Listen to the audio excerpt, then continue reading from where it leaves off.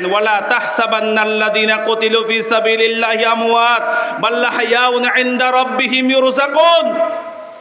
আল্লাহর পথে যারা নিহত হয়েছে তোমরা ধারণা করো না তারা মরে গেছে, তারা মৃত নয়, তারা জীবিত। তাদের কাছে খবরে আল্লাহর পক্ষ থেকে রিজিক পৌঁছানো হয়। সুবহানাল্লাহ। প্রিয় ভাইরা, শাহাদাতের মওত এটি অত্যন্ত মর্যাদার মৃত্যু। শাহাদাতের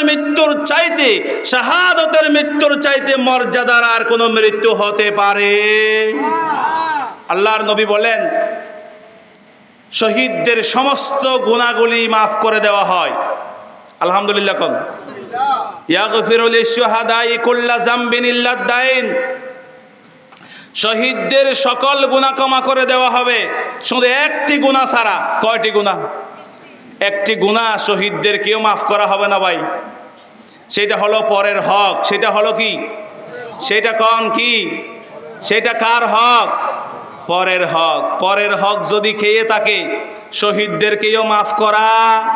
শহীদদের এত মর্যাদা, শহীদদের কবিরা গুনাহ, সগীরা গুনাহ, যত গুনাহ সব গুনাহ ক্ষমা করে দেওয়া হবে, কিন্তু পরের হকটা কিন্তু মাফ করা হবে না। ইন্না লিল্লাহি। আমাদের কি খবর আছে? আমরা পরের হক নষ্ট করতে কি ভয় পাই? কই ভয় পাই? আজকে দেখেন না, আজকে মানুষ ধরাকে সরা জ্ঞান করেছে। মানুষ নিজের স্বার্থ হাসিল করার জন্য এক ভাই আর এক ভাইকে হত্যা করতেও দ্বিধা করতেছে না। ঠিক না ভাই? আহারে, আল্লাহ আমাদেরকে এই বিষয়গুলি বোঝার তৌফিক দিন বলে আমিন। প্রিয় ভাইয়েরা, শাহাদাতের মওত কামনা করা দরকার।